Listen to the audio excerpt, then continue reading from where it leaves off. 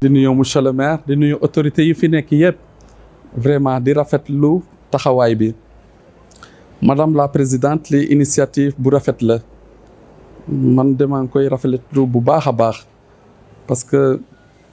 jël lu mot ni 300 vraiment personnes yoo xam ne c'est des couches vulnérables defal leen vraiment carte sanitaire da di loo xam ne dafa mun a suqali doomi aadama donc soins de première nécessité nit amul dara lu dul voilà ces premiers soins donc di ñaan rek yàlla gën a barke lii mu gën a dem kanam yal na la yàlla fay liggéey bi aussi gis nañ taxawaay bi ak sensibilité bi yal na ko yàlla gën a barkel wala di lay remercier aussi pour vraiment suñu nit ñi nga xamante ne ñoo ñooy bénéficié wu ci lii ay musulmans lañu ay chrétiens lañu voilà ñëpp nga jël en tout cas rafetlu nañu taxawaay bi ñoo ngi ñaan yàlla suñu borom bi nga xamante ne moo mun lépp te xam lépp mu barke liggéey bi def ba vraiment mu gën a dem kanam. Que ta grâce Seigneur notre Père se répande dans nos cœurs par le message de l'ange. Tu nous as fait connaître l'incarnation de ton Fils bien-aimé. Conduis-nous par sa passion et par sa croix jusqu'à la gloire de la résurrection par Jésus le Christ notre Seigneur. Que Dieu Tout-Puissant nous bénisse au nom du Père et du Fils et du Saint-Esprit. Amen. Voilà, merci beaucoup jërëjëf. yàlla bu jëlee nguur jox la pour nga wuutu ko ci jaamam ñi la boo demee ci alquran yàlla ak naan qul li allahumma malikal mulki tuutil mulka man tasaaw wa tanzi'ul mulka mimman tasaaw c'est lui qui détient les pouvoirs c'est lui qui donne les pouvoirs à qui il veut waaye daa bëgg bu la ko joxee nag ngay bàyyi xel askan wi ndax askan wi ñoo fi ñooy représentant ci kaw suuf nga wuutu leen ca la nga xam ne dañ ko bëggoon te mënaluñ ko seen bopp yow comprendre nga loolu ci mission bi kon nag kilifa diine kilifa aada kilifa diine ak kilifa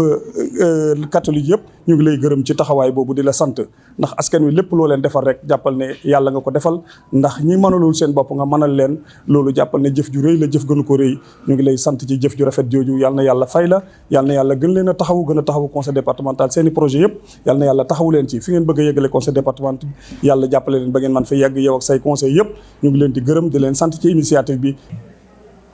di rafetlu Madame la Présidente, cette belle initiative, parmi tant d'autres,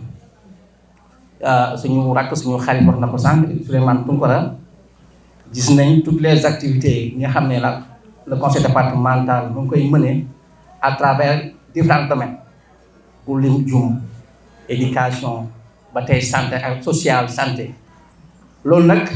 dana si félicité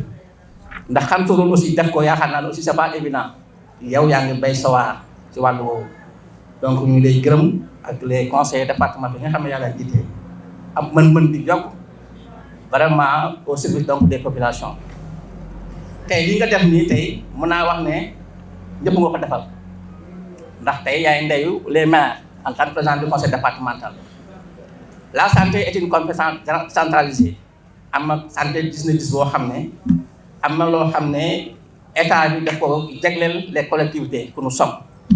ñu siy joué suñu rôle nag di si béy suñu waar suñu kéem kattan ndax tey mën naa wax ne mën naa waxal tous les maires waaw mu laa leen représenté ñëpp ñu ngi yëngal si wàllu santé ñu ngi tabax yi poste de santé dina ay ambulance di recruter du personnel ñun barki Demba Ndiaye am na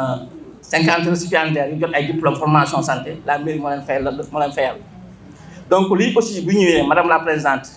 nga dolli ko si yooyu yëpp donc dañuy mun lu muy au nom du maire rafetlu ko sant la gërëm la vraiment di ñaan mu nekk une tâche d'huile que maire yëpp roy si ñu ngi si gaa mais gën see roy macha allah surtout nag couche bi nga xam ne ñoo ma ko defal muy couche bu néew doole santé war naa ko sànq dafa diis ba nga xam ne même ki nga xam ne yàlla mën na ko sax attana ko ñun nii yàlla nekk na mais ñu nekk ay fonctionnaires mais dañu nekk si ay mutuelle état bi dañu jàppale boo demee si réew yi nga xam ne mën nañ seen bopp tey wàllu wér-gu-yaram bi ñu koy seetu assurance maladie la ñuy def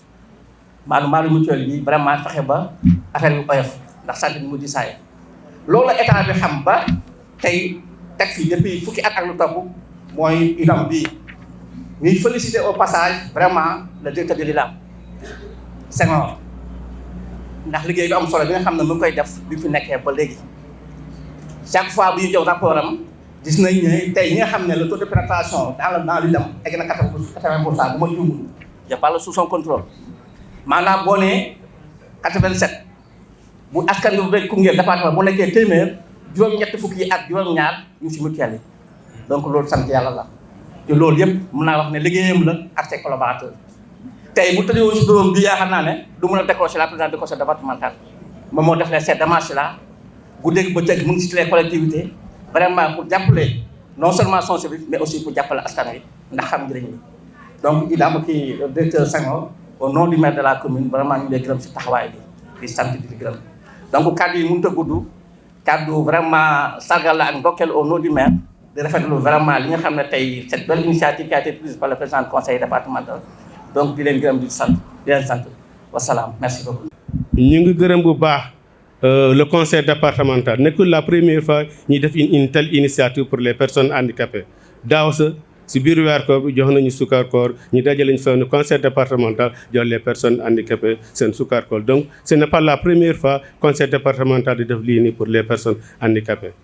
donc si loolu ñu ngi sant bu baax nag le conseil départemental parce que gis nañ ne am nañ engagement baax pour l'inclusion et la promotion des personnes handicapées vraiment madame Soso Diop taxoon na vraiment ce problème inclusion ak promotion des droits des personnes handicapées ñu ngi lay gërëm di la sant su baax si initiative yi ngay def pour les personnes handicapées ñun tam ñu ngi assurer suñu kuréel ñu ngi assurer bu baax nag madame la présidente ñu ngi sawet di la ñaanal toujours bon di la jàppale si ces initiatives di la ñaanal yàlla ngay def ay résultats yu baax yu gën a yóbbu ëpp lii ni au niveau du département de Koungheul aussi madame la présidente bon ñu ngi lay ñaanal aussi nag bon nga gën ñu jàppale aussi am nañ yeneen doléances yoo xam ne les personnes handicapées am nañ ko xam nañ ne nekk na seen priorité chaque débat d'orientation budgétaire dañ koy wax foofu mooy ñu am centre handicapable départemental des personnes handicapées mu nekk benn kër boo xam ne mooy nekk kër personnes handicapées suñu amee suñu programme di ko def foofu suñu formation ak suñu initiative ñu koy développé foofu noonu parce que gis nañ ne bon soo demee si wàllu njàng sa gis nañ ne njàng pour les personnes handicapées am na lu des surtout li dem si wàllu handicapé sensoriel mooy les handicapés visuels ak auditifs ñoom dans le système normal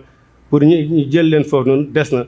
mais suñu amee suñu centre handicapable ñu nekk foofu noonu mën nañ développer des initiatives yoo xam ne di demale si wàllu njàng ba système bra ak njàng système langue des signes bi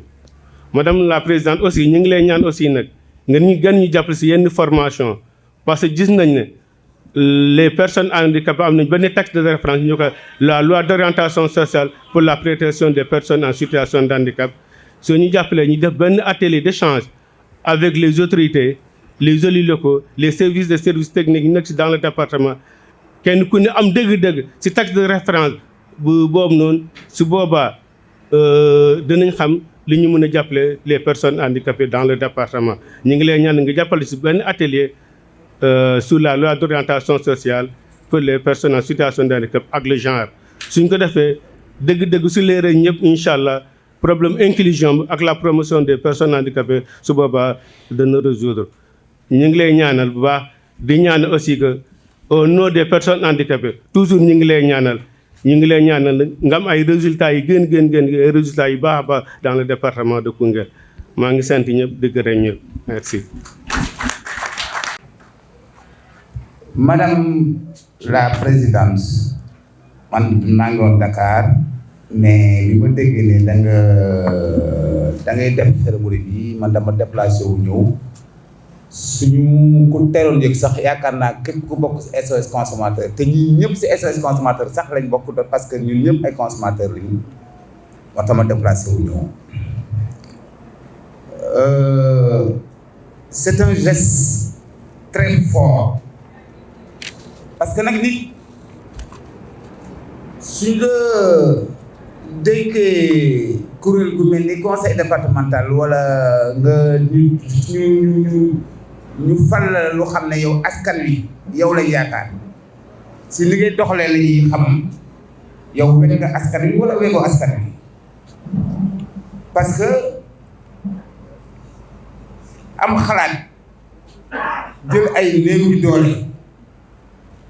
parce que nous sommes tous des handicapés ñun ñëpp ay handicapés lañ nag ça il faut que ça soit très clair parce que la perfection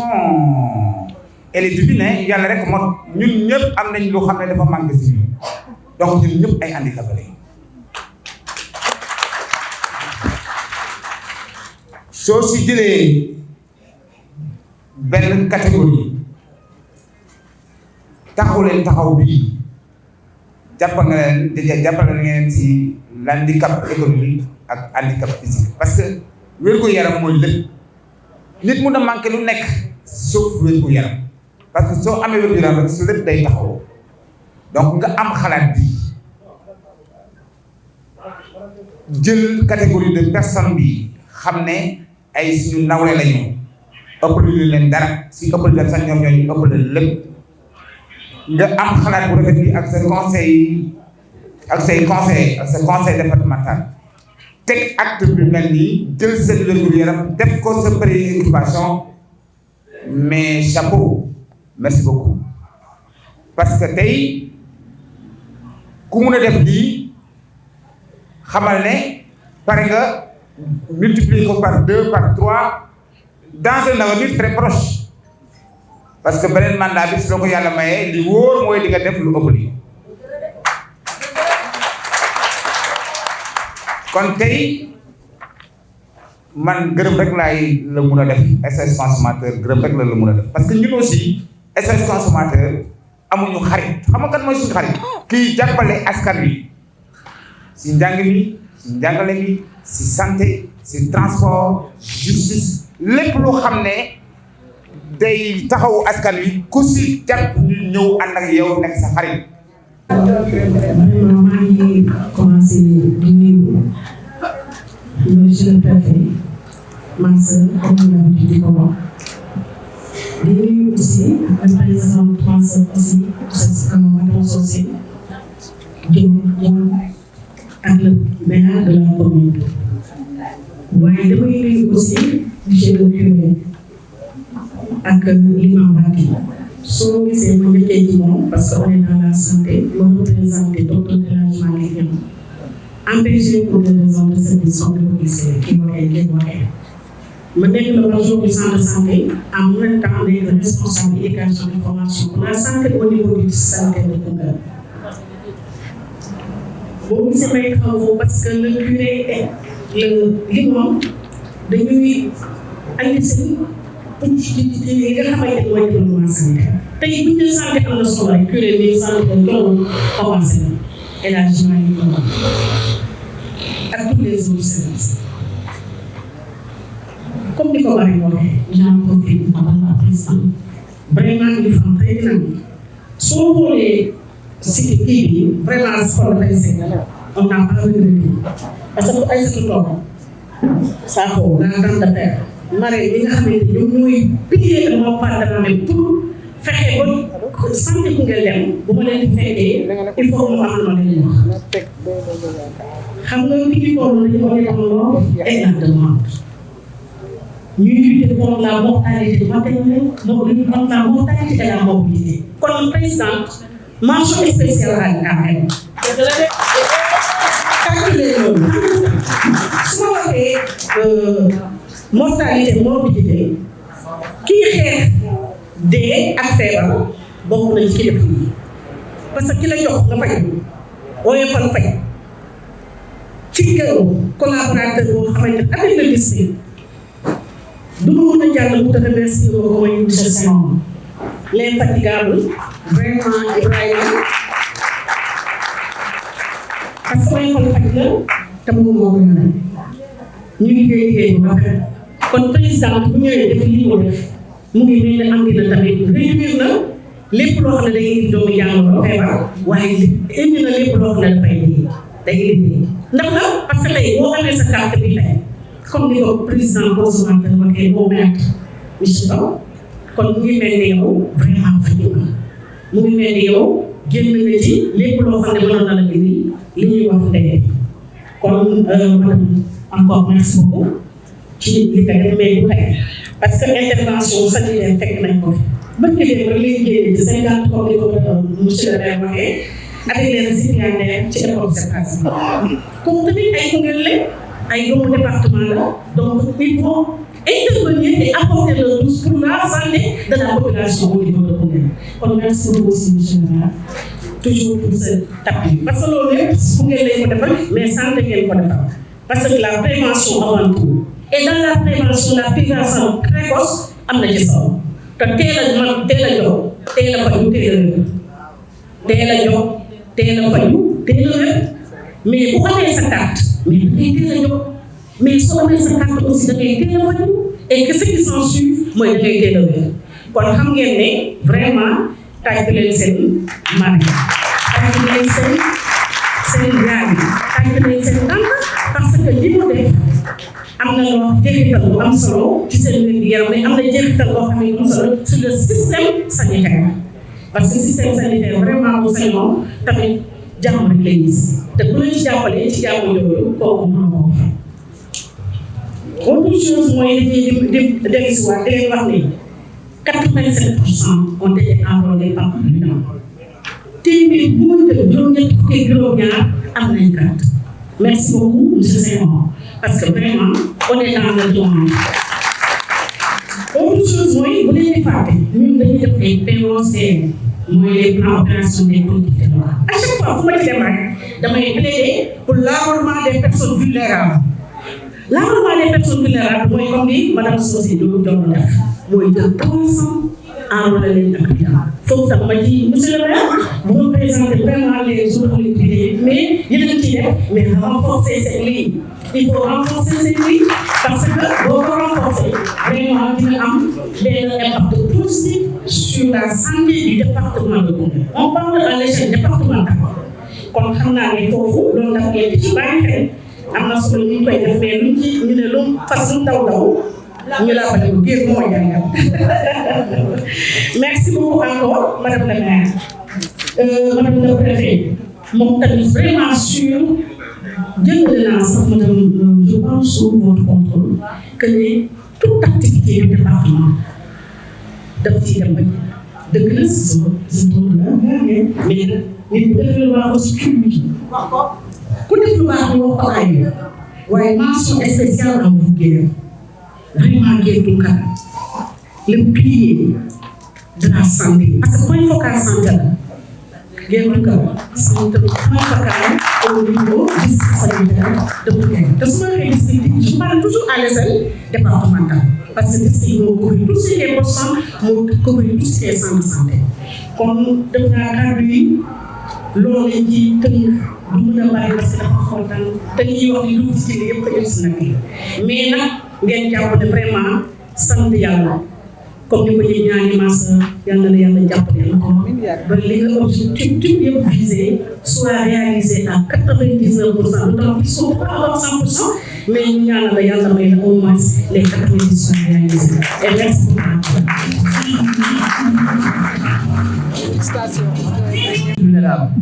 nga ko def liggéey bi nga ñëw gis ñu ne lii laa ko def lii laa ko di jóg di def di dox ko ak les cibles concernés ba ñu yegg ci résultat bi mënoon nga jóg nga jël ku la nekk parce que doom Koungheul nga ñii doom Koungheul lañ nga jël nga def la nekk mais defoo ko da nga jaar par service bi da ngay situation ñun ñu dox si techniquement lu ñu ci war a dox ba ñu yegg ci résultat bi donc l'impact ça devient plus important. Alors, dox nañ ko ak président ak directeur bi daam di jàpp si donc Diop dox na ko ak président kii Ngoul Sané Camara bu ñu ko tegalee 60 ménages ñun tout de suite on a dit on étale ça dans tout le département. Donc automatiquement avec l'organisation ñu woo bépp président bu commune des associations de communes bépp président jox la information bi ne la tamit yooyu nga def liggéey bi à ton niveau pour dire que le choix des cibles là, des bénéficiaires là, c'est pas quelqu'un qui est resté à son poste là pour dire diw. Il a reçu l'information mu jox ko bépp président aussi pour autorité mu am ci commune bi doon moom tam mu choisir foofu éléments yi nga xam ne famille yi nga xam ne ñoom la concerné et ils ont fait une répartition équitable donc ñu dañ koy rafetlu lu bëri noonu la remonté ba mu ñëw et on a eu toutes les informations on a bien rempli ñu teg ko donc bi bu ñu ko doxee depuis départ ba fii noonu lañ ko liggéey te ñun ñu ngi koy rafetlu bu baax mënoon ngeen dem feneen bu dee da ngay joxe assistance aussi alimentaire tout le temps da nga ñëwoo ne ñu lii laa ko def ñu tam di dox si luñ dox ñi lay ñaan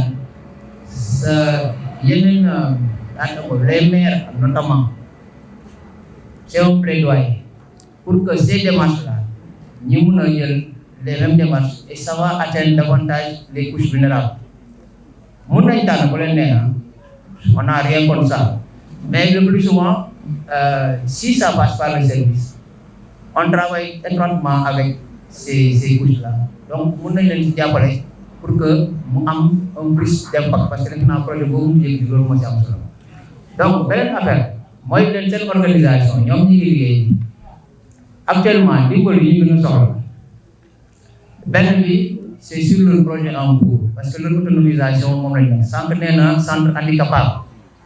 je pense c'est un terme peut-être que ngay dégg ñu koy créé depuis 2021 tant ce matin avant de quitter le bureau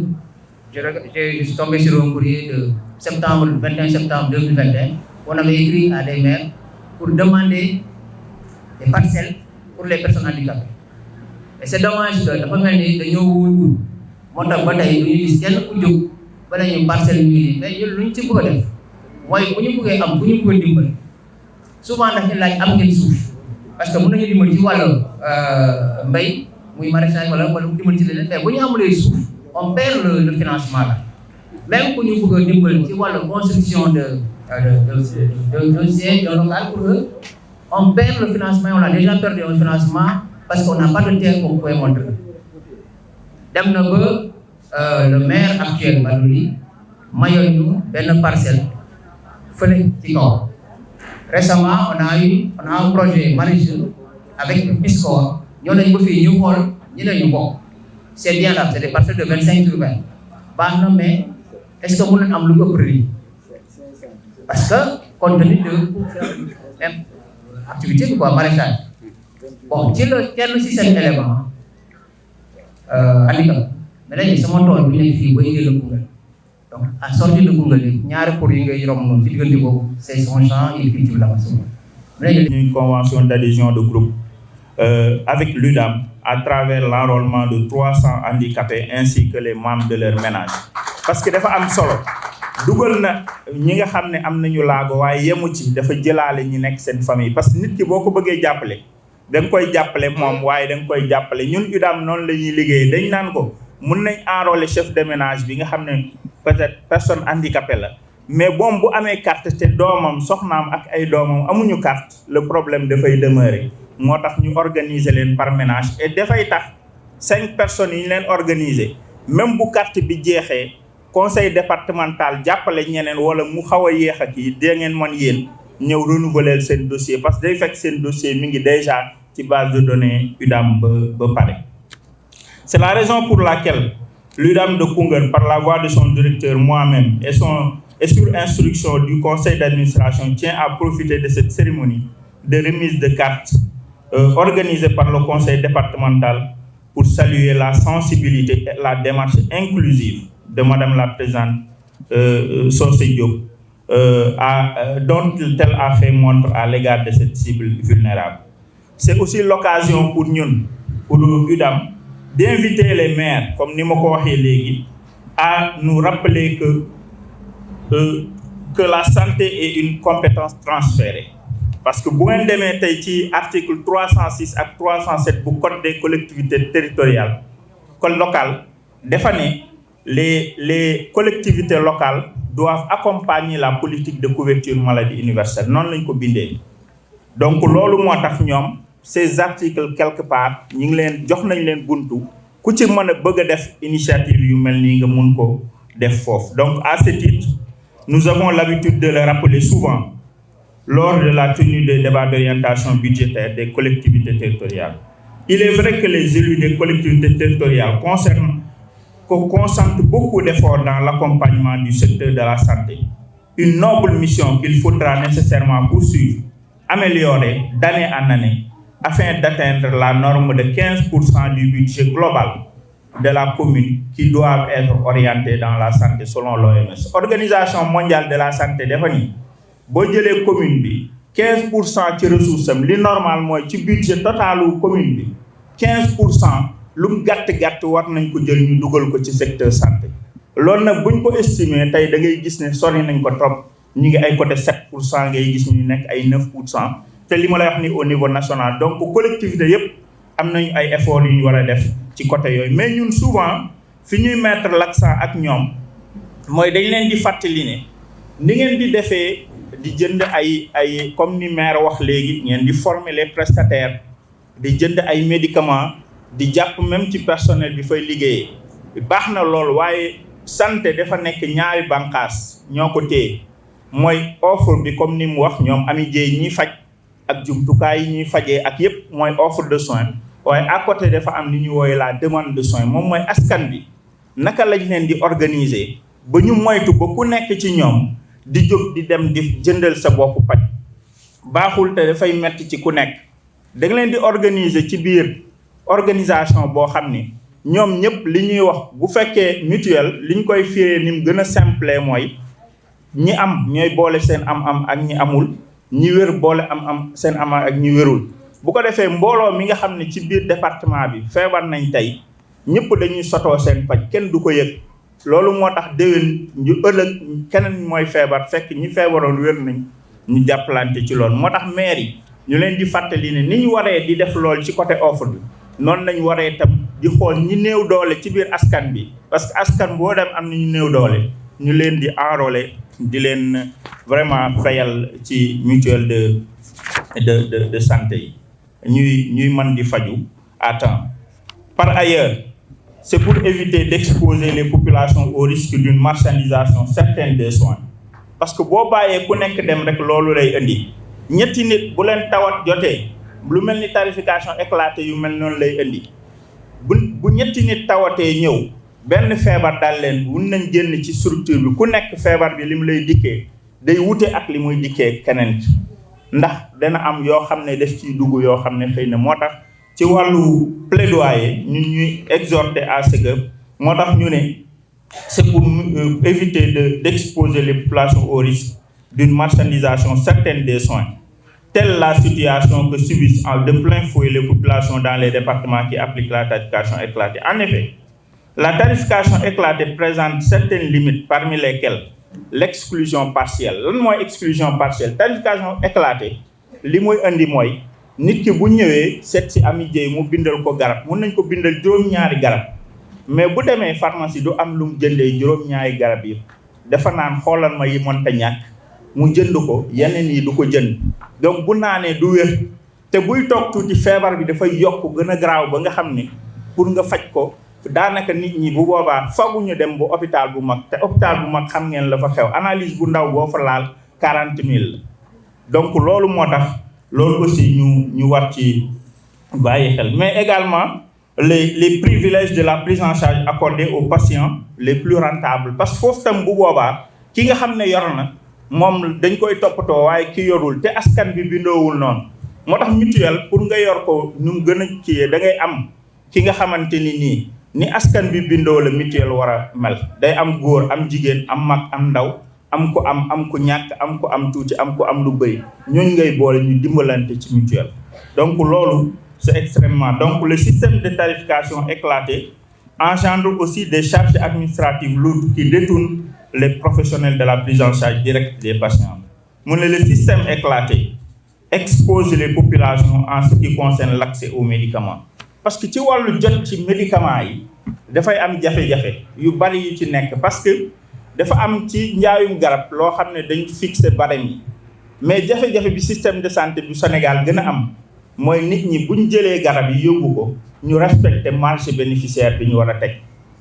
loolu jafe-jafe la donc yooyu moo tax dans la mise en œuvre il va falloir ñuy woo toutes les autorités à ce que ñu bàyyi xel ci li nga xam ne tàmbali na fii le 15 avril bii nga xam ne jóge nañ fii ci département bu Koungheul commencé nañ fi appliquer li ñuy woowee tarification éclatée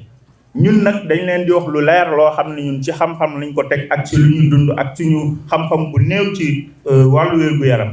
mooy tarification forfaitaire njëriñ bi mu amal population yi tarification éclatée organiser tarification éclatée dafa jafe li mu laaj système boobu si Sénégal yeggagul foofu pour organiser ko donc loolu aussi vraiment ñu ngi ci bàyyiloo xel autorité yi. Madame l'adjointe au préfet, Madame la présidente du conseil départemental, je ne saurais terminer mon propos sans pour autant m'infliger le droit de rassurer nos chers chefs de ménage récipiendaires des cartes d'assurance maladie. yéen ñi nga xam ne yéen a fi toog jël si seen i carte tam maa ngi seedewoo préfet ak présidente ak kilifa yi fi toog ne ñun incha allah ñun UDAM ak personnel bi fi ne danañ leen taxaw ci anam bu nga xamante ni moom la gënee. ci naka c'est pour moi l'occasion de leur garantir que menu de leur carte UDAM danañ leen jox bu ngeen yoree seen carte UDAM dem ci bëdu fajukaay da ngeen am foofu paj mu jot mu mucc ayib. parce que paj mi fii ci tarification forfaitaire bi naka la demee mooy boo demee ci poste de santé ñaari façon ticket nga fay nekk fekk ticket 2000 la ñeenti téeméer wala ticket junni ticket ñeenti téeméer bi mooy sage-femme bi wala docteur bi moo lay seet nga war a fay ñeenti téeméer mais boo amee carte UDAM téeméer ngay fay ñetti téeméer yu UDAM fayal la bu fekkee ne junni bi la mooy soit accouchement la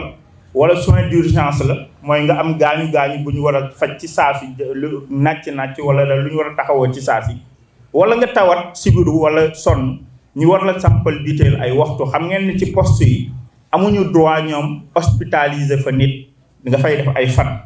na maximum 24 heures 48 heures dañ la war a jàllale transfert la ci centre de santé bu dee loolu la mooy junni bi bu boobaa nit bu waree fay junni moom ñaar téeméer lay fay juróom-ñetti téeméer yi UDAM moom moo leen koy fayal bu boobaa bu ngeen ñëwee fii ci centre de santé bu Koungheul faj bi mi ngi diggante ñaari junni ba ñaar fukki junni ak ñaar 10 000 ba 110 000 10 000 mooy ticket médecin boo amee carte UDAM bi fi nga war a fay 10 000 yaa ngi fay 500 francs 9500 yi UDAM moo la koy fayal boo waree fay 110 000 UDAM 5000 ngay fay UDAM fayal la 105 000 bu fekkee nag dañ lay ñëw docteur yi seet la ñu la yow dañ lay jàllale ci hôpital bu Kaffrine wala bu Kaolack dañ lay defal ñoom bulletin de référence nga jaar ci UDAM fii xam ngeen fii ak UDAM dañoo dend centre de santé da ngay génn fii rek dugg fii indi ñu document yi sa carte UDAM ak bulletin de référence bi ñu la defal ñu defal la benn lettre de prise en charge nga yóbbu ko hôpital boo fa demee foofu faj bi lépp loo fajoo ci wàllu faj bi 80% yi UDAM moo la koy jëlal mooy téeméer boo jël juróom-ñetti fukk yi bu fekkee ne bindal nañ la fa ay garab yoo xam ne ci biir hôpital bi la am mooy li ñu woowee médicament générique essentiel générique ci biir hôpital bi 80% la UDAM di jël également foofu nga fay 20% yi bu fekkee ne dañ la bindal ordonnance boo xam ne ca pharmacie privée ndax xam ngeen ne ci wàllu garab à la décharge ñoom Amitié dafa am ci wàllu garab structure bu ne poste de santé lu mu war a bind ci xeetu garab sant ok donc façon garab yu war a am ak yoo xam ne pharmacie rek nga ko mën a amee spécialité yooyu buñ la ci bindalee nga war a dem pharmacie privée boo demee ca Kaffrine si ne nañ fa ak ñaari pharmacie privée nekkul nag di jàkkaarloog hôpital bu bees bi mais pharmacie yi ñu signal foofu mooy pharmacie Maam Ousmane mooy rond point bi ngay njëkk a jot boo ko rombee rek sa gauche pharmacie Maam Ousmane wala pharmacie Khadim Rassoul mooy boo demaatee ci beneen rond point ba bu rafet bi biñ kii noonu defat kii noonu balaa nga koy jot am na bu nekk sa gauche Khadim Rassoul la tudd ñaari pharmacie yooyu bu ko defee bu ngeen demee ca Kaolack bu dee dañ laa yóbbu Kaolack boo demee Kaolack foofu tam signé nañ fa ak ñaari pharmacie benn bi mooy pharmacie village artisanal bi jàkkaarloo ak hôpital Kaolack beneen bi moom mooy pharmacie bu baax mais nit ñi comme bële moo gën a jege foofu la ñuy faral di gën a dem donc loolu ci wàllu faj bi na ngeen xam ne incha allah te it leneen li ci aju mooy itam danañ fexe ba ci wàllu accompagner leen ci xam nga kuy faju ji dana am ay jooytu yu mooy am foofu da nga dem nga seetlu loo xam ne yow ay plainte moom li ñuy wax ay plainte wala réclamation bu mu ci doon ñun UDAM buñ ko jotee dañuy am obligation balaa ñuy tëdd ci lal ñu saytu ko topp ko ba woowaat la wax la ne par rapport ak sa problème bii lii ak lii moom moo ci nekk ko defee bu fekkee ne ci wàllu fajkat yi la réew moo ci am danañ ci waxtaan ak ñoom ba revenir la bu fekkee ne tam yow yaa doon laaj loo xam ne waroo ko am ñun danañ la wax ne yow li nga doon demandé ku noonu kat waruloo ko am donc je tiens vraiment madame la présidente je tiens à remercier très sincèrement la présidente du conseil départemental madame le préfet loolu moom bëgg naa ko def parce que lii confiance la confiance bi nga xam ni am na ko ci UDAM c'est pas la première fois te xam nañ ne yemul fii peut-être dina ko wax mais yéeneem ci yéen weesu na foofu donc vraiment madame la présidente on tient à vous remercier pour la confiance que vous accordez à l'UDAM mais je tiens également à remercier beneen nit boo xamante ni aussi mooy ci toog nii mooy El Hadj Top dëgg la koo xam ne la xëy na ci wàllu kii yàlla xam na ne ñun ci suñu bopp def ñuy sonal parce que gis nga boo tegee acte wala mu jàpp ne def nga loo xam ne kii mun na la woo téléphone wax la parfois sax wax yoo xam ne du xëy na du neex a dégg mais moom li koy animé rek mooy jàpp na ne askan bi ñu ngi loru ci lii nga posé comme acte dale ci kii te pour firndeel ko ñun bi ñuy doog a installé wu fii à l'UDAM 2014 suñu première rencontre bi ñu def Saint-Antoine ma demandé woon autorité préfet bi fi nekkoon au temps ma jóg kat ma ne woon ko pour mu may ma présenter politique CMU boobu noonu moom ak Ajaratu Aïcha Mbaye bokkoon nañ ci ñuy interpellé woon ci 5 personnes yi ñuy demandé pour kii parce que jàppoon nañ ne pourquoi ñun ñu war a demandé ci mu indi 5 personnes pour wax leen xool ngeen loolu bi mu yàggee donc c'est quelqu'un boo xam ne ñun dañ ko respecté ci loolu parce que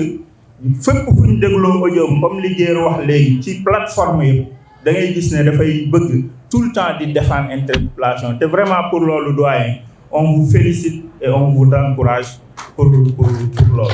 voilà madame le préfet du jaar ñun ñuy dellu si waat vraiment collaboration bu mucc ayib lay def c'est une personne très facile d'abord boo xamante ni bu mu yëlif la sax def lay neex parce que nité bi ak ni muy defee dina la jox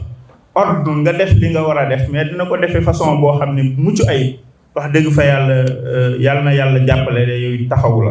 donc par ma voix l'UDAM de Koungheul invite les populations maa ngi leen di woo nag bu ngeen demee ngeen wax askan bi yëpp ñu ñëw renouveler seen cotisation yi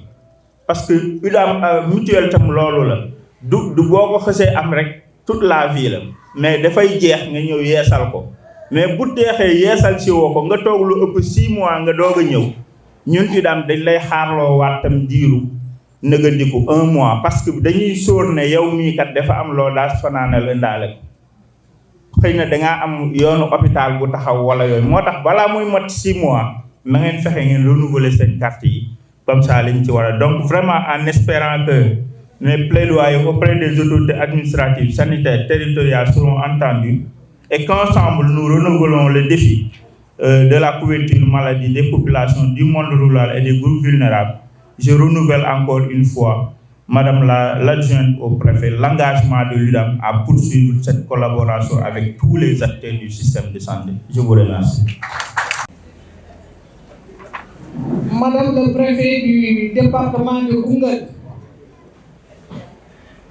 Monsieur le représentant du maire de la commune de Koungheul, M. Modou Ndiaye, pour ma taxaw foofu. Monsieur le maire jërëjëf encore lépp loo xam ne ñi koy def ci département bi da ngay dagg sa yitte yëpp ñu taxaw sagal kon dangaa def li nga war rek dangaa war ne yow Koungheul nga dëkk te doo taxaw ci ay détails. Madame le préfet jigéen bi mën góor laa ko tuddee man du ma wax adjointe au préfet mais madame le préfet laa ko tuddee jërëjëf merci beaucoup pour la disponibilité ak ni nga rehausser journée bii tey de par votre présence. Monsieur le directeur de l'UDAM Koungheul Kaffrine, monsieur Ibrahima Senghor, monsieur le directeur du CPRS de Koungheul, et je merci beaucoup. Monsieur le représentant du médecin chef de district sanitaire de Koungheul, sama jarbaat jërëjëf ami jërëjëf merci beaucoup waaye nag il faut ngeen fay parce que da ngeen cee profité pour def seen sensibilisation wax li ngeen bëgg a wax surtout les jeunes soo paree yow il faut mu am loo def le conseil départemental ndax lu bëri wax nga ko loo xam ne wax dëgg yàlla du mën a organiser waaye nag ndax ganaar waxaal si soxla loolu nga def. Monsieur l'inspecteur de l'éducation et de la formation, messieurs les proviseurs maa ngi leen di gërëm di leen sant yéen it amu leen dara lu ngeen di wax ndax wax dëgg yàlla conseil départemental am na lu mu def dugal na fa loxo. Monsieur le représentant de SOS consommateur de Koungheul booy toog laay wax ñu ñëw lu mu booy toog merci beaucoup. merci ci dëgg gi ngay doxal ak li ngay wax ndax Senghor wax na ko léegi yow moom ku jaar ci dëgg nga ànd ak moom waaye ku jaarul ci dëgg da nga koy xalab ba mu yaakaar ne yow mosoo koo xam loolu nag mooy nit dëgg doo dencal kenn daal loo am loolu naqari da nga koy wax xol bu rafet nga am jërëjëf parce que yow du lii moo ñu boole. ndax kombe ba nga xam ne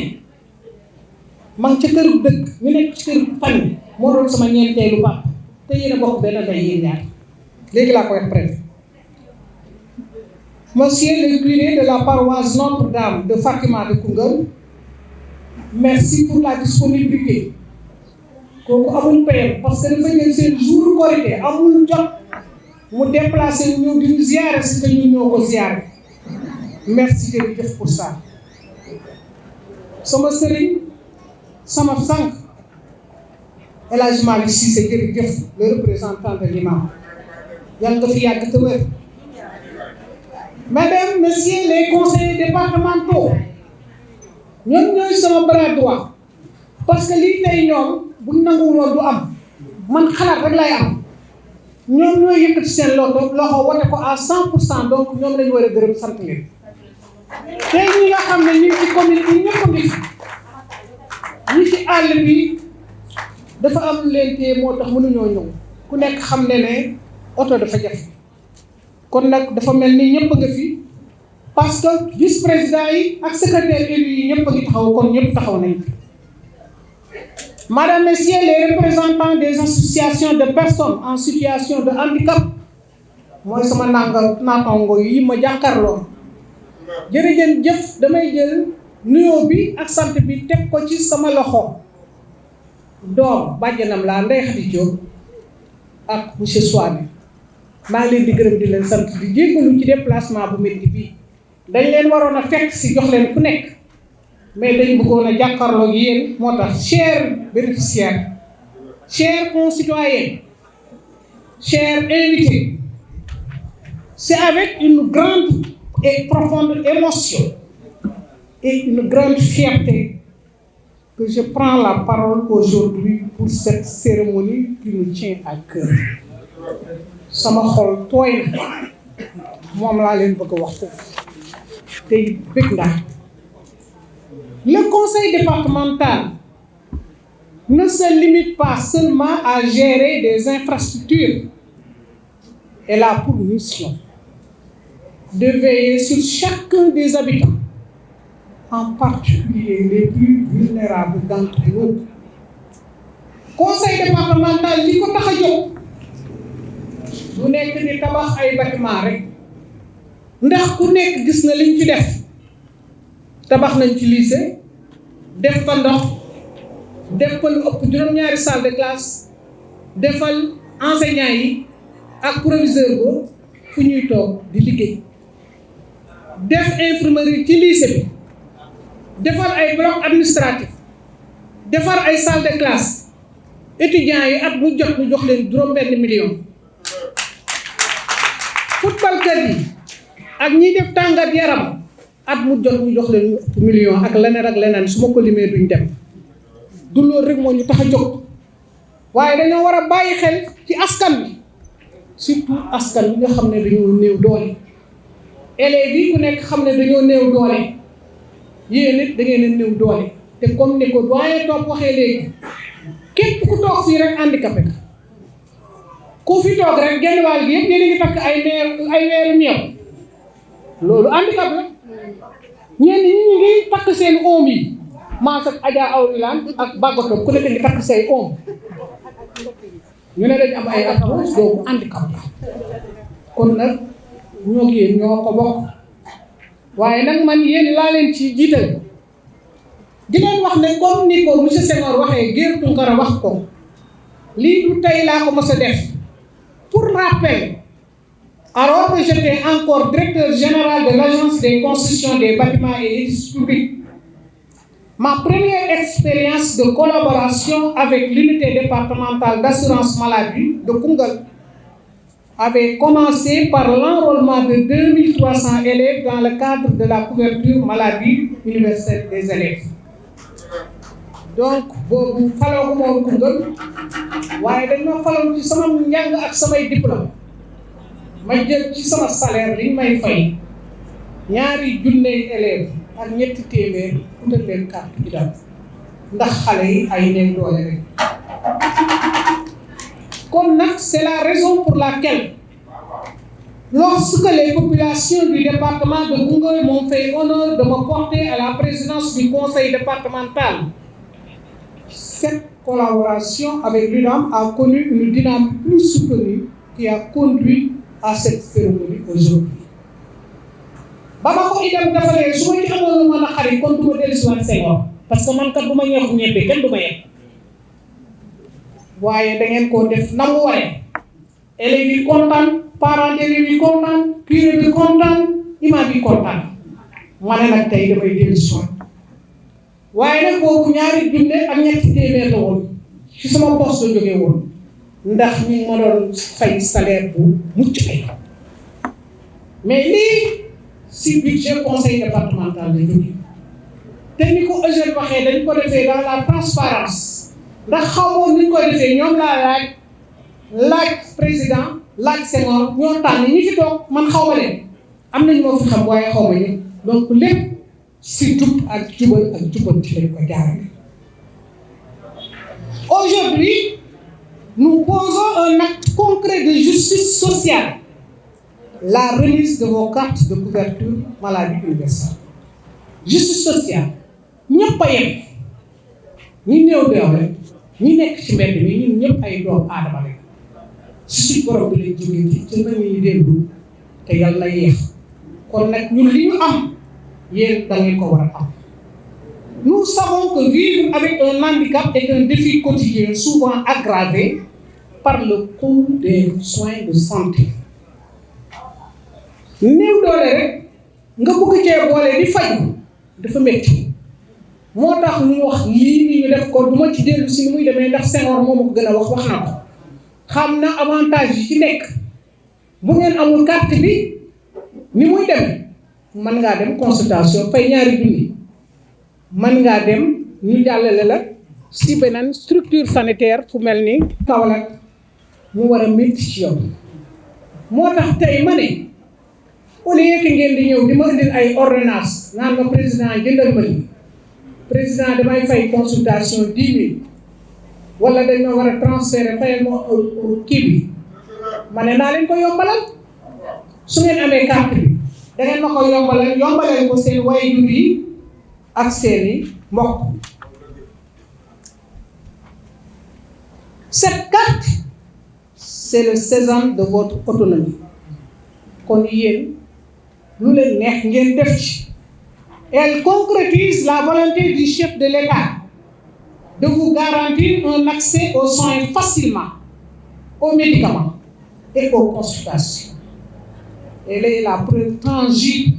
que le conseil départemental s'engage pour une société inclusive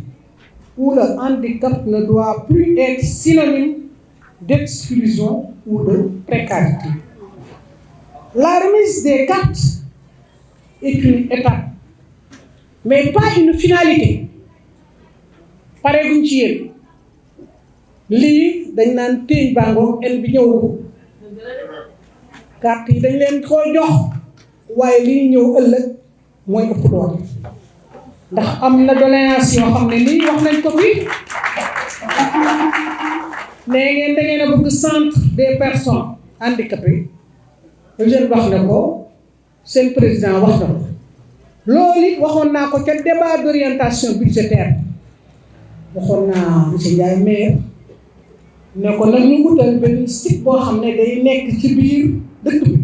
parce que personne vulnérable duñ leen mën a jël yóbbu leen comme Félix ba fa mu nekk loolu arrangé wuñu te gis nañ ay poches yu fi nekk suñ ko gisoon ni ñuy def ba tabax infirmerie bii nekk ci lycée bi tabax ay bloc administratif dañ koy jël suñu budget tabaxal loolu bu fekkee ne loolu mënul nekk gis naa fi ay bâtiment yoo xam ne yu màggat lañ ñun mën nañ koo réfectionner ba mu normal comme man ci liggéey boobu laay liggéey ndax suñu kër gi ku ne ma ku leen ku romb ñu ne woon ay néegi sengale da nga koy faat weddi te ay néegu sengale woon ma defaraat ko ba mel ni étage donc bu ngeen ñu joxee bâtiment boo xam ne bu màggat la ñun dinañ ko mën a réfectionner ba mel ni tabax bu bees boo xam ne kii waxuñ nag ngeen jox ñu bâtiment boo xam ne bii boo ko réfectionné coût réfection bi dina doon plus de 60% de la construction neuve loolu ci njàng mi njàng muy génie civil loolu il faut démolir et reconstruire donc maire loolu dama koy teg sa loxo yow waa pour formation bi ngeen wax aussi am na formation boo xam ne bii dañ ko war a jagaleel jigéen ñi defe naa Marème Gadiama mi ngi may dégg ak maire Bagoto présidente commission bi mooy mbay ci kaw taabal bay ci taabal donc contacté naa ki nga xam ne mooy formateur bi muy waa agriculture defal nañu terme de référence yi ñoom ak ki nga xam ne mooy suñu chef de projet te xaalis bi honorable conseil yi wate woon nañ ko seen budget te bay ci taabal da leen di noppal si kaw taabal yi ngeen di nekk bay seen chou-pommé bay seen carotte bay seen salade bay seen naane di jaay te ci biir kër gi ngeen koy defee loolu du leen sonal formation boobu nag amul ku néew doole jigéen ñëpp lañ wax ñëpp lañ ci boole kon nag maire Bago ay Marème Gadiama bis ngeen koy def na ngeen si boole ñi donc dinañ ko def si 9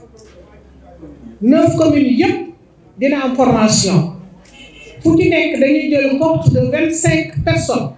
ñaar fukki nit ak juróom dañuy jël former leen pour ñoom ñu doonaat ay formateurs.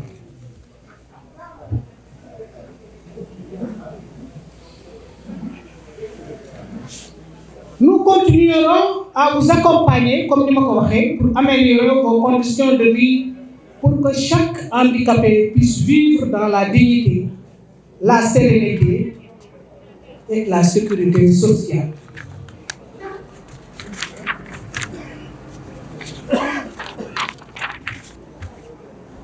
Ainsi, pour affirmer sans réserve que la mutuelle de santé départementale IDEM de Koungheul est d'une utilité indispensable aux populations du département. En ce sens qu'elle contribue à faciliter aux populations l'accès aux soins de santé de qualité au niveau des différentes structures de santé du département de la région. Kon nag loolu xam ngeen njëriñu IDAM mooy comme ni ko Senghor waxee faram fàcce na njëriñ li ci nekk yëpp dana leen dimbale ngeen faju te du ngeen sonn te du ngeen dépenser lu bëri loolu nag tax na je tiens à remercier chaleureusement monsieur Ibrahima Senghor, directeur UDAM Koungheul Kaffrine,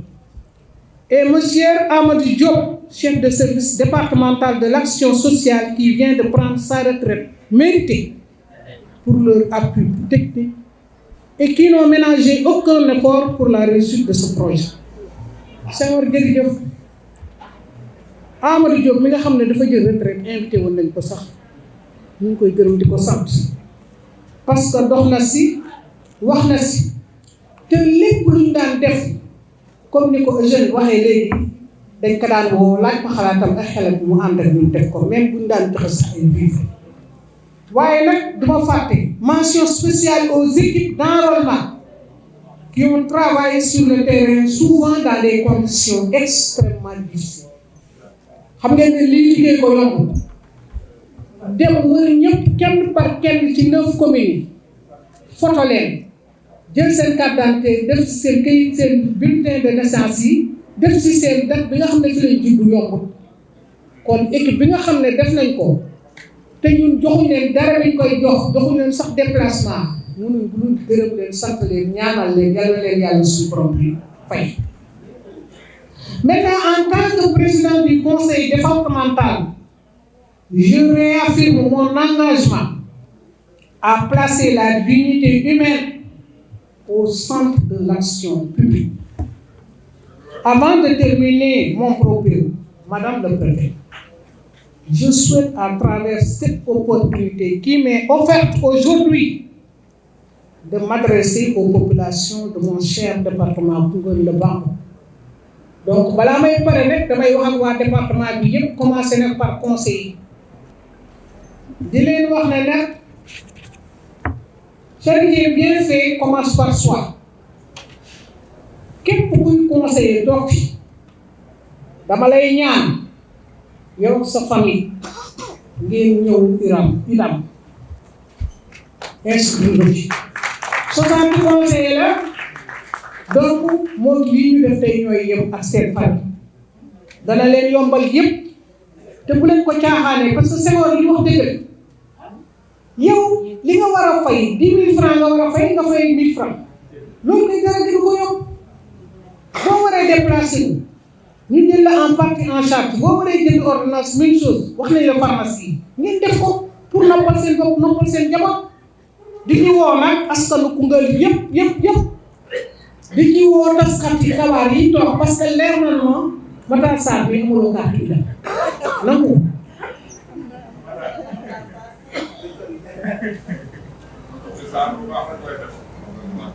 Voilà donc, Madame le Préfet, en grosso modo, j'avais dit qu'avant de terminer, je souhaite à travers cette opportunité qui m'est offerte aujourd'hui de m'adresser aux populations de mon département,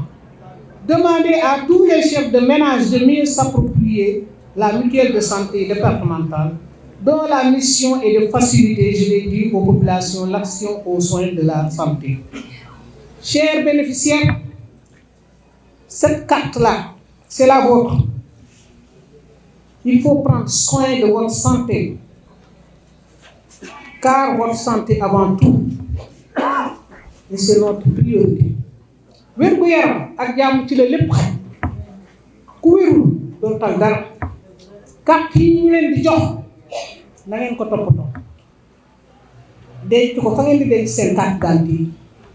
yi ñaanalu ma nag kenn mu feebar mais actuellement kenn wéru ngeen toppatoo seen yaram toppatoo seen wér gu yaram major wax na ko léegi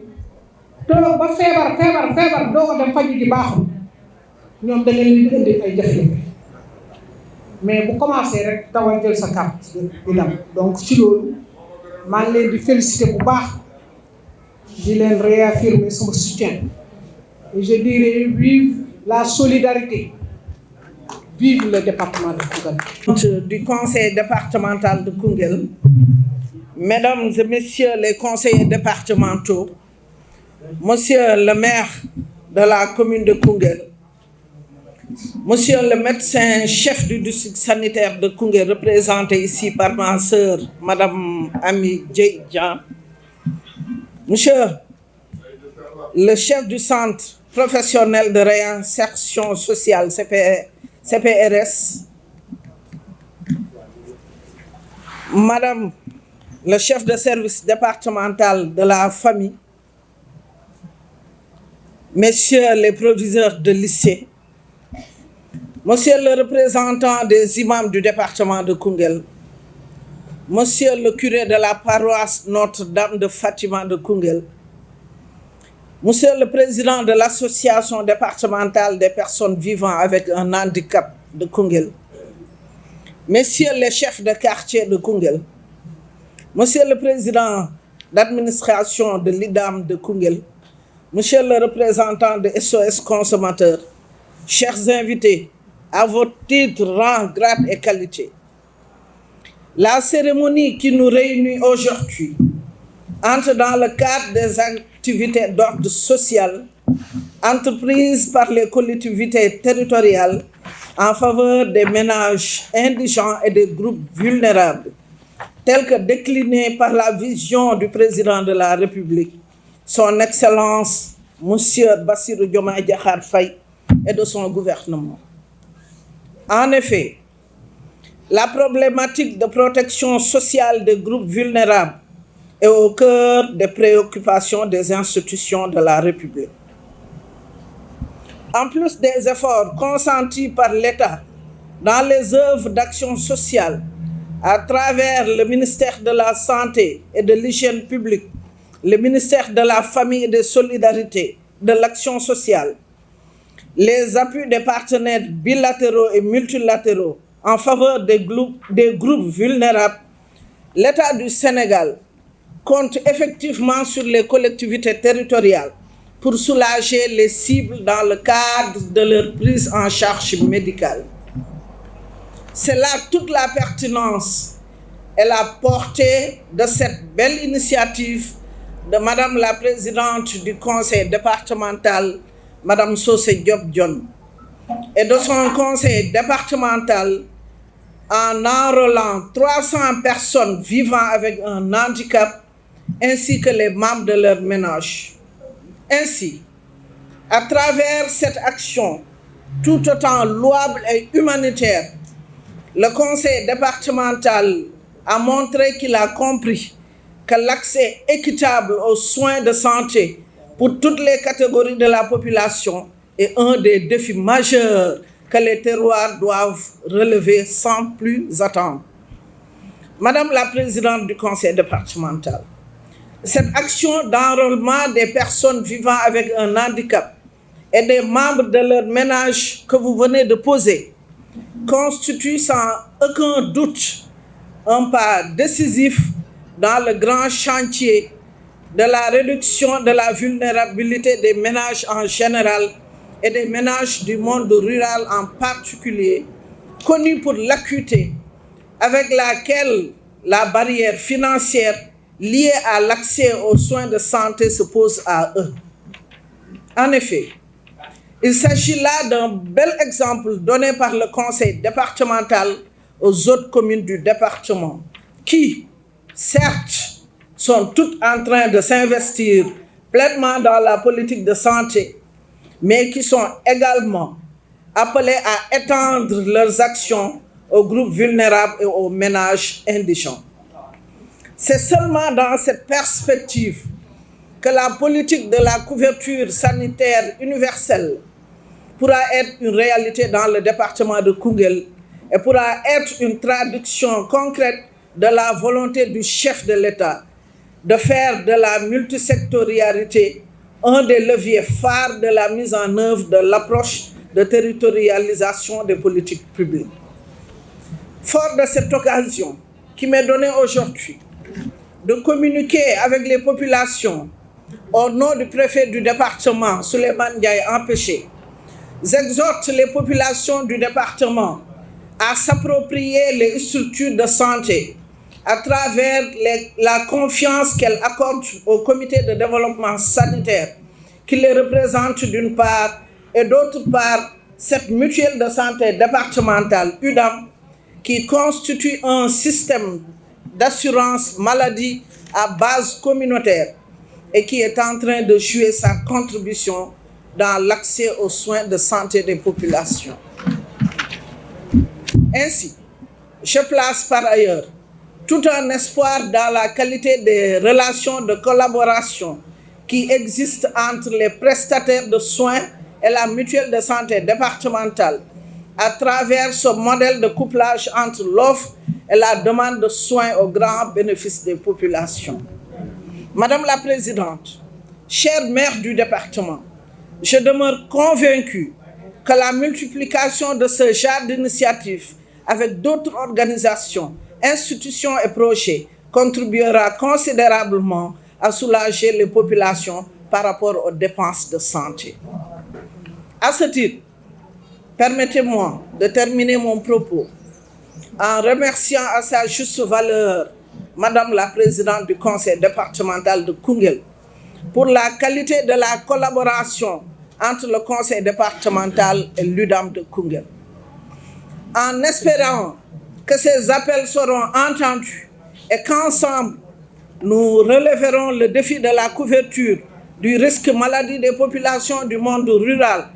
je renouvelle encore une fois de plus, Madame la Présidente du Conseil départemental, l'engagement des autorités administratives à poursuivre cette collaboration avec tous les acteurs du système. Tout ceci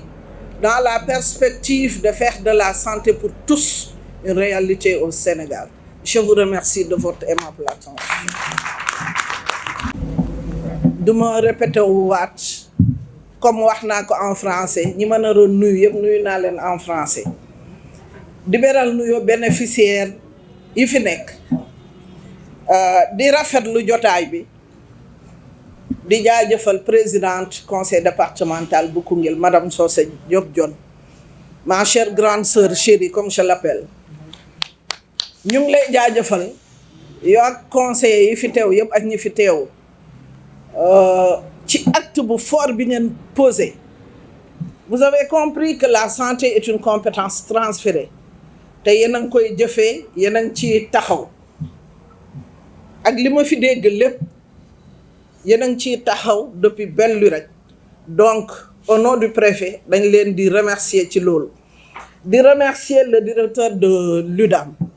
pour sa bonne collaboration avec les collectivités territoriales qui sont là. Moom vraiment dañ koy jaajëfal bu baax a baax monsieur Senghor. Au-delà du travail qu'il fait, Gueye Tounkara mu ngi koy wax, c'est un pilier dans le CDD de Koungheul. Luñ mënta def ñu réussir ko ci biir CDD bi moo ci jàpp, c'est notre saf. Muy courrier muy lépp moo ciy taxaw ba mu sotti. Donc on vous remercie pour ça, monsieur Senghor, vraiment. On remercie le MCD empêché, monsieur Niang, pour sa disponibilité, vraiment. Et à travers lui, on vous remercie. Madame Dieng, puisque à chaque fois, bu ñu gisul le médecin-chef, yow la ñu gis. Te loolu xam nañ ni sa taxawaay la ak sa liggéey moo ko waral. Ñu remercier le chef de service de l'action sociale, représenté par Eugène du CPRS. ñoom it nga xam ne ñu ngi def liggéey bu mucc ayib lii yëpp ñoom ñoo ci processus bi yëpp ci lañ bokkoon. La famille ne doit pas rester en rade ñu ngi leen di nuyu ñoom it di jaajëfal seen taxawaay. Di remercier les proviseurs de lycée qui sont là pour leur présence. Di remercier le maire de la commune de Koungheul. Di remercier le curé ak cheikham muy imam Cissé. Dama ciy taxaw tuuti.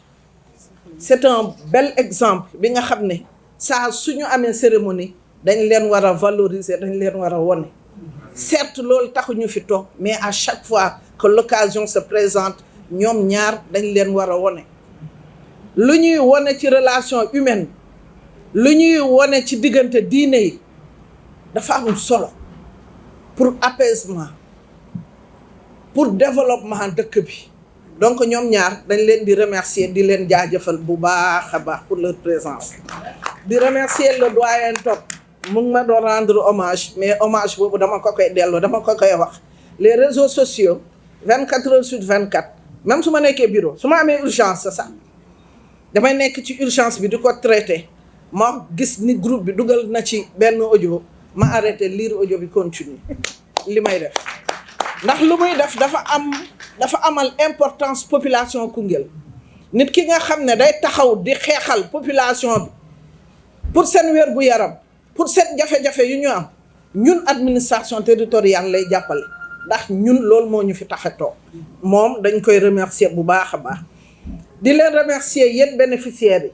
di leen lancer waat un appel rek Senghor wax na ko président wax na ko du ma ci ñëwaat seen carte yi ni ngeen di dencee seen carte d'identité ni ngeen di dencee seen xaalis bi ngeen gën a fonk ngeen dencee noonu seen carte yi ngeen jëfandikoo ko ni ngeen ko war a jëfandikoo boo leen na lee renouveler bu leen toog ba 6 mois yi expiré ngeen door a ñëw renouveler leen ko à temps li ngeen ci war a am bénéficier yëpp ngeen bénéficier duma ci ñëwaat puisque ñoom wax nañ ko ba pare. Mention spéciale à Gueye Tounkara doom bu amal njëriñ dëkkam. Ñun administration territoriale keroog préfet mu ngi koy wax ci 4 avril saa suñu jaaxlee ku ñu njëkk a xalaat Gueye Tounkara te saa buñ ko dénkee mission bi mu dox ko comme nu mu ko war a doxee jox cër administration territoriale ñun parfois dañuy yeewu ak suñu humeur parfois ñu def li nga xam ne waruñu ko def mais moom luñ ko sant mu defal ñu ko daf ñu koy defal ak nuñ ko bëggee ak nuñ ko santé. C'est un agent de l'État au-delà de la communication qu'il fait agent de l'État ñu wóolu ko boo leen seetee CDD bi ma doon wax léegi il n'est pas chef de service waru ci woon bokk waaye man maa ko dugal ci groupe bi man maa ko dugal ci biir groupe bi dugal ci chef de protocole ci biir groupe bi lépp lu ñuy def lépp lu ñuy dogal ñu mën a nekk au même niveau d'information suñ ko wóoluwul woon loolu duñ ko def donc Gueye Tunkara merci beaucoup. Je remercie la presse locale comme j'ai l'habitude de le dire ils sont tous des frères maa ngi leen di remercier di leen jaajëfal di leen renouveler suñu confiance comme l'a fait la présidente du conseil départemental et tout le monde ay doomu Koungheul ngeen certes mais vous faites un travail bi nga xam ne c'est au-delà parfois de vos prérogatives ci ay conditions yu difficiles muy taw muy naaj saa suñu leen soxlaa surtout ñun administration territoriale ngeen taxaw def liggéey te gis naa ni yéen a ngi appuyer collectivités territoriales yi bu baax a baax donc ñu ngi leen di remercier maa ngi remercier toute la population de Koungheul merci beaucoup à tous.